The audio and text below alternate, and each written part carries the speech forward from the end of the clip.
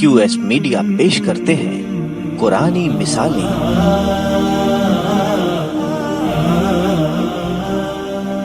بسم اللہ الحمدللہ والصلاة والسلام علی نبینا محمد وعلی آلہ وصحبہ اجمعین وبعد۔ پیارے بھائیوں اور اسلامی بہنوں، 26واں پارہ جس کے سورہ احقاف آیت نمبر 35 میں اللہ رب العالمین نے محمد رسول اللہ صلی اللہ علیہ وسلم کو کچھ لوگوں کا نمونہ بنایا ہے، اور آپ کے بارے میں اللہ تعالیٰ نے ارشاد فرمایا فاصبر کما صبر اولو العزم من الرسول۔ جو اولو العزم رسول تھے، جو مضبوط ہمت والے اللہ کے پیغمبر تھے، ان کی طرح اے محمد صلی اللہ علیہ وسلم تم بھی صبر کرو۔ یعنی تمام انسانوں میں سب سے افضل ترین شخصیت محمد رسول اللہ صلی اللہ علیہ وسلم کی۔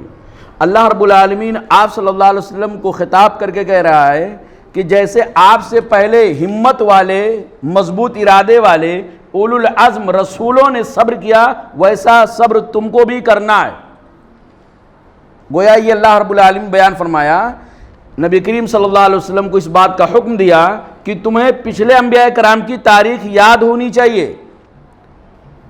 تم نے کہا کہ میں اللہ کا نبی ہوں، اللہ تعالیٰ نے ہم کو اپنا رسول بنایا ہے، ہمارے اوپر کتابیں نازل کیا ہے، کتاب کے اندر لکھا ہے اللہ کے علاوہ کوئی عبادت کے لائق نہیں ہے، سارے معبودان باطلہ کمزور ہیں، کچھ نہیں کر سکتے۔ یہ کہنے کے نتیجے میں تمہارے اوپر پتھر برسیں گے، تمہارے اوپر گالیاں آئیں گے، یعنی کیچڑ اچھالے جائیں گے، یعنی عجیب طرح سے آپ کو بدنام کرنے کی کوشش کی جائیں گی۔ ایسے نازک ترین موقع پہ آپ کو کن لوگوں کو نمونہ بنانا ہے؟ آپ کے سامنے کن لوگوں کی شخصیت روشن مینارے کی طرح ہونی چاہیے؟ وہ اولو العزم رسولوں کی شخصیت تمہارے سامنے ہونا چاہیے۔ انبیاء کرام تو بہت سارے ہیں جن کی تعداد اللہ رب العالمین کے علاوہ کسی کو پتہ نہیں ہے، لیکن 25 انبیاء کرام کا نام جو قرآن کریم کے اندر آیا ہے، ان میں سے 5 رسولوں کو اللہ رب العالمین نے اولو العزم رسول قرار دیا ہے، یعنی مضبوط ہمت والے۔ ان میں نمبر 1 پہ حضرت نوح علیہ السلام، نمبر 2 پہ حضرت ابراہیم علیہ السلام، نمبر 3 پہ حضرت موسیٰ علیہ السلام، اور نمبر 4 پہ حضرت عیسیٰ علیہ السلام، اور نمبر 5 پہ ہمارے اور آپ کے آخری نبی محمد رسول اللہ صلی اللہ علیہ وسلم۔ یہ 5 اولو العزم رسول ہیں۔ آخری اولو العزم رسول کو کہا جا رہا ہے اپنے سے پہلے 4 اولو العزم رسولوں کی تاریخ کو پڑھو اور ان کی زندگی سے سبق لو۔ ایسا نہ ہو کہ مصیبتوں کو دیکھ کر کے، پریشانیوں کو دیکھ کر کے، جو تم کو لوگ عزت کی نگاہ سے دیکھ رہے تھے، نبوت کا اعلان کرنے کے بعد، توحید کی طرف لوگوں کو بلانے کے بعد، جو تمہارے ساتھ بدسلوکی سے پیش آئیں، ایسا نہ ہو کہ تم پیچھے مڑ کے بھاگنے لگ جاؤ۔ تمہیں نوح علیہ السلام کی تاریخ معلوم ہونی چاہیے۔ انہوں نے کیسے صبر کیا؟ 950 سال تبلیغ کیا۔ کتنا؟ 950 سال اپنی قوم کو سمجھاتے رہے، صبح کو سمجھاتے، شام کو سمجھاتے، بھرے مجمع میں سمجھاتے، اکیلے میں سمجھاتے، اجالے میں سمجھاتے، اندھیرے میں سمجھاتے۔ کوئی بھی پل حضرت نوح علیہ السلام اپنی قوم کو اللہ رب العالمین کی توحید سمجھانے میں کمپرومائز نہیں کیے، ہر پل استعمال کیا۔ لیکن میں اگر آپ سے پوچھوں کہ 950 سال تبلیغ کرنے کے بعد نوح علیہ السلام پر کتنے لوگ ایمان لائے ہوں گے؟ بمشکل 80 لوگ۔ کتنے لوگ؟ مطلب پرسنٹیج نکالیں، پر ڈے تو کوئی ہوگا ہی نہیں، سال میں شاید کچھ لوگ ہوں۔ یعنی 950 سال تبلیغ کرنے کے بعد نوح علیہ السلام پر تقریباً تاریخ کی روایتوں کے مطابق 80 لوگ مسلمان ہوئے، 80 لوگ ایمان لائے۔ تو دیکھیے انہوں نے کیسا صبر کیا ہوگا، اور اس کے باوجود یہ نہیں دیکھ رہے کہ ہماری بات کتنے لوگ ماننے کتنے لوگ نہیں ماننے، بس اپنے دھن میں لگے ہوئے ہیں، اللہ کی توحید لوگوں کو سمجھانے میں لگے ہوئے ہیں۔ لوگ آپ کے اوپر الزامات لگا رہے ہیں، بہتان لگا رہے ہیں، آپ کا مذاق اڑا رہے ہیں، آپ کا ٹھٹھا اڑا رہے ہیں، بہت سارے سے مواقع پہ اڑائے، لیکن نوح علیہ السلام نے صبر کیا، کبھی بد دعا نہیں کیا، کبھی جلد بازی نہیں کیا۔ جب اللہ رب العالمین نے کہہ دیا ہے نوح علیہ السلام جتنے لوگوں کو آپ پر ایمان لانا تھا وہ لا چکے، اب ایک بھی بندہ ایسا نہیں بچا ہے جو آئندہ چل کر آپ کے اوپر ایمان لائے۔ جس کو ایمان لانا تھا سب آپ کے یعنی مومنوں کی لسٹ میں شامل ہو گئے۔ تب حضرت نوح علیہ السلام نے کہا اللہ تعالیٰ تو اب جو لوگ ایمان نہیں لانے والے ہیں، گویا تو نے کہہ دیا اب ان سے امید مت لگائیے، تو اللہ تعالیٰ ان کو تباہ کر دے، مٹا دے، یہ رہیں گے، یہ تو بگڑے ہیں ہی، ان کے ذریعے سے جو نسل آئے گی اپنی آنے والی نسل کو بھی بگاڑ دیں گے، یہ خود شرک کرنے والے اپنے آنے والی نسل کو بھی مشرک بنا دیں گے۔ تو اللہ تعالیٰ جب کوئی ایمان لانے والا اب نہیں ہے تو ایسی صورت میں ان کو ہلاک کر دیجئے۔ تو نوح علیہ السلام کو بھی اپنا یعنی اپنا آئیڈیل سمجھے۔ ابراہیم علیہ السلام کیا کچھ نہیں جھیلا، آگ میں ڈالے گئے توحید کی خاطر، گھر بار کو چھوڑے توحید کی خاطر، وطن کو چھوڑا توحید کی خاطر، باپ سے پنگا لیا توحید کی خاطر، اللہ رب العالمین کی رضا کے لیے اور توحید کو ثابت کرنے کے لیے نہ جانے کتنی محنتیں حضرت ابراہیم علیہ السلام نے کیا، ہجرت کرنا پڑا، اور اس ہجرت کے راستے میں حضرت سارہ کو ایک نازک ترین موقع پہ لگانا پڑا، اور پھر حضرت ہاجر رضی اللہ تعالیٰ عنہ اور ننھے سے بیٹے حضرت اسماعیل علیہ السلام کو آزمائش کے طور پہ لے جا کے صحرا میں، جہاں زندگی کی کوئی رونق باقی نہیں تھی، زندگی کی کوئی رمق باقی نہیں تھی، امید بھی نہیں تھی آدمی بچتا، وہاں چھوڑ آئے، لیکن انہوں نے اللہ رب العالمین کے رضا سے سمجھوتا نہیں کیا، اللہ رب العالمین کے رضا کو سامنے رکھا۔ محمد رسول اللہ صلی اللہ علیہ وسلم آپ بھی صبر سے کام لیں، آپ کو بھی اپنا پیارا وطن چھوڑنا پڑ سکتا ہے، جہاں پہ آپ نے بچپن گزارا وہ چھوڑنا پڑ سکتا ہے، جہاں پہ آپ کو لوگوں نے گودیا کھلایا، جہاں پہ عورتوں نے آپ کو دودھ پلایا وہاں آپ کو چھوڑنا پڑے گا۔ ابراہیم علیہ السلام کی تاریخ کو سامنے رکھنا، کبھی ضرورت پڑ جائے توحید کی خاطر تو اس میں ہچکچاہٹ نہیں محسوس کرنا، میں اپنا وطن کیسے چھوڑ سکتا ہوں۔ ابراہیم علیہ السلام کی تاریخ تمہارے سامنے، حضرت موسیٰ علیہ السلام کو خود ان کی اپنی قوم نے کتنا ستایا، جبکہ سب سے زیادہ انعام اللہ رب العالمین نے موسیٰ علیہ السلام کی قوم کے اوپر آج تک کیا تھا۔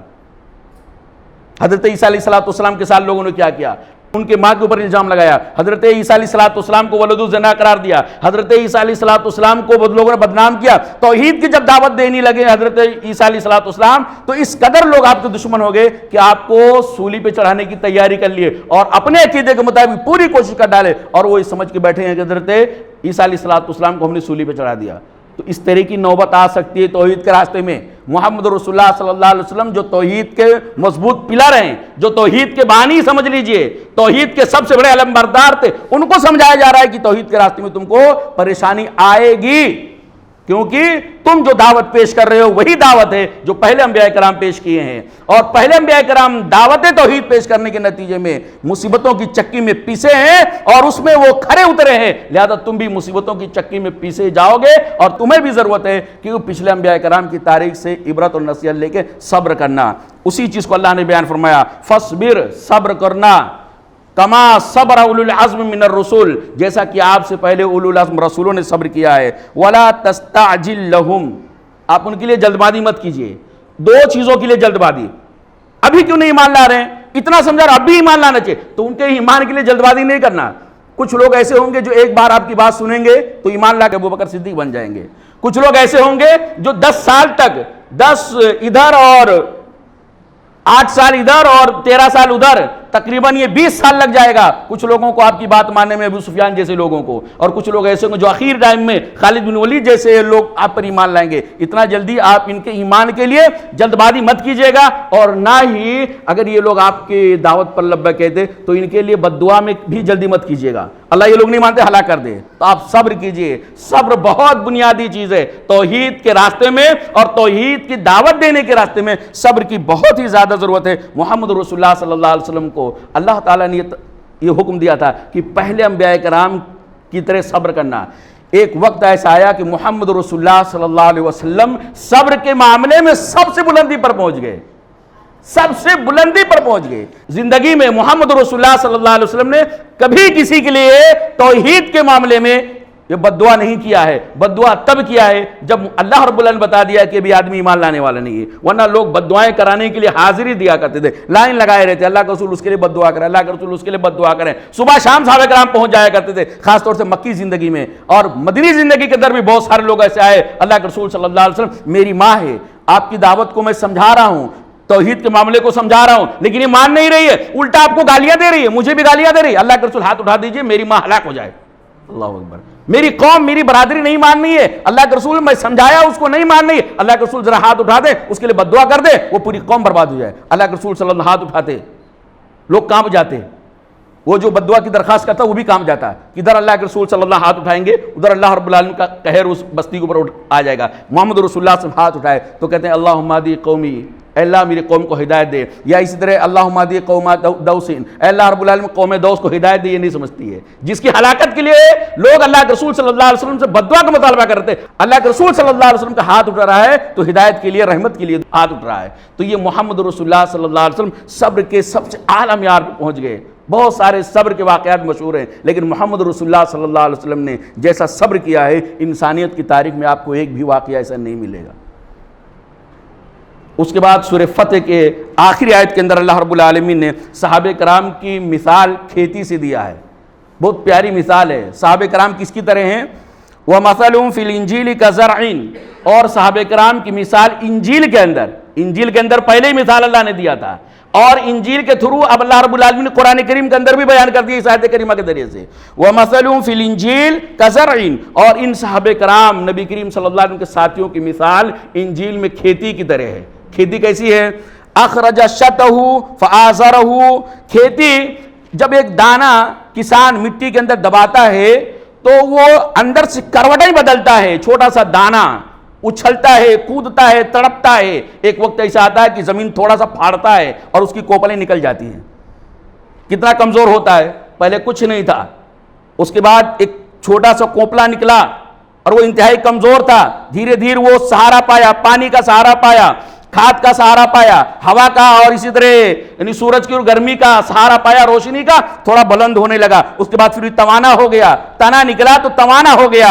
فاستوى على سوقه، اور ایک دن ایسا آتا ہے کہ اب اس کو 10 لوگ کیا 100 لوگ مل کے دھکا دینا چاہیں تو اس کھیتی کو دھکا نہیں دے سکتے. بڑے بڑے جو پیڑ ہوتے ہیں، جو بڑے بڑے درخت ہوتے ہیں جن کو بیج کے ذریعے سے اگایا جاتا ہے، اب 10 لوگ 20 لوگ مل کر کے بھی اس کو دھکا دے تو دھکا نہیں دے سکتے. یہ صحابہ کرام کی مثال ہے. یعنی پہلے نبی کریم صلی اللہ علیہ وسلم کی دعوت پر کوئی لبیک کہنے والا نہیں تھا. صحابہ کرام نے ایمان کا اظہار کیا، ایمان قبول کیا. مکہ کی زندگی میں جائے تو ایمان کتنا کمزور تھا. جیسے وہ پودا کے کوپلا ہوتا ہے، ابتدا میں جو نکلتا ہے زمین سے کتنا کمزور ہوتا ہے. مکہ کے اندر صحابہ کرام جو ایمان لائے بالکل کمزور تھے، لیکن نبی کریم صلی اللہ علیہ وسلم کا یہ لوگ سپورٹ کرتے رہے. نبی کریم صلی اللہ علیہ وسلم کے حکموں پہ قربانیاں دینے لگے، محمد رسول اللہ صلی اللہ علیہ وسلم کی اطاعت کرنے لگے. اپنے جان مال کی عزت، اپنے جان مال کی قربانی دینے میں وہ ذرہ برابر ہچکچائے نہیں. اور ایک دن ایسا آیا کہ دھیرے دھیرے وہ کوپلا نکلتا گیا اور پھر ایک دن تنا ہو گیا، ایک دن اسٹیمپ ہو گیا اور وہ تھوڑا مضبوط ہو گیا. کبھی حضرت عمر رضی اللہ تعالیٰ عنہ آئے تو کبھی حضرت عمرو بن عاص رضی اللہ تعالیٰ عنہ. اس طرح لوگ آتے گئے اور اسلام کے پودے کو سینچتے گئے. یہ سب صحابہ کرام تھے. اور اس کے بعد جب ہجرت کر کے محمد رسول اللہ مدینہ کے اندر آئے تو ایک دن وہ اسلام کا پودا مضبوط درخت کی شکل اختیار کر گیا. اور اللہ رب العالمین نے صحابہ کرام کو اس طرح مثال دیا کہ پوری دنیا کے اندر صحابہ کرام کے نام کے چرچے ہونے لگے. نام سن کر کے دشمن کانپتا تھا. جیسے مضبوط درخت دیکھ کر کے لوگ میرے بس کی بات نہیں ہے، مضبوط درخت دیکھ کر کے لوگ ہمت ہار جاتے ہیں. یہ صحابہ کرام ابتدا میں جو کوپلے معمولی تھے ایک دن ایسا ہے کہ مضبوط درخت اختیار کر لیتے ہیں اور اسلام کے پودے کو ہلانا چاہے تو صحابہ کرام کا نام سن کے، جن میں سر فہرست حضرت عمر رضی اللہ تعالیٰ عنہ، حضرت معاویہ رضی اللہ تعالیٰ عنہ، حضرت خالد بن ولید رضی اللہ تعالیٰ عنہ، حضرت عمرو بن عاص، حضرت سعد، کتنے صحابہ کرام ہیں. ان کا نام سن کے سوچتے تھے بھائی یہ درخت بڑا مضبوط ہے. اور یہ درخت اتنا مضبوط ہو گیا، اس درخت کے اندر اتنی مضبوطی آئی کہ شیطان بھی بعض صحابہ کرام سے ہمت ہار جاتا تھا. دیکھتا تھا یہ حضرت عمر رضی اللہ تعالیٰ عنہ ہیں، ان کے ایمان، ان کی اخلاص اور ان کی ہمت کی قوت اور مضبوطی کو دیکھ کر کے وہ شیطان بھی راستہ چھوڑ دیتا تھا. میرے بھائیوں، تو عرض کرنے کا مطلب یہ کہ صحابہ کرام ایک مضبوط درخت کی طرح اسلام کو سینچا ہے.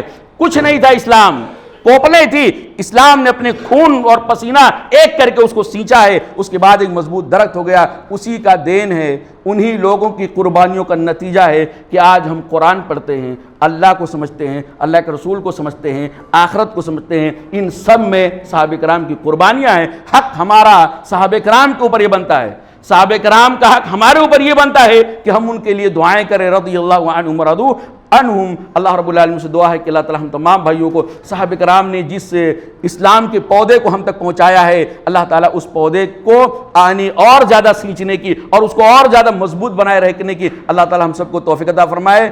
صحابہ کرام کی قربانیوں کو سمجھنے کی اور صحابہ کرام کے تئیں جو ہمارے اوپر ذمہ داریاں بنتی ہیں ان ذمہ داریوں کو ادا کرنے کی توفیق عطا فرمائے۔ رب العالمین ہم تمام بھائیوں کو جب تک زندہ رکھے، اسلام پہ زندہ رکھے، جب خاتمہ ہو تو آخری کلمہ جو ہماری زبان پر ہو اخلاص کے ساتھ لا الہ الا اللہ کے کلمہ ہو۔ اقول قولی ھذا استغفر اللہ لی ولکم ولسائر المسلمین فاستغفروہ انہ هو الغفور الرحیم۔ والسلام علیکم ورحمۃ اللہ وبرکاتہ۔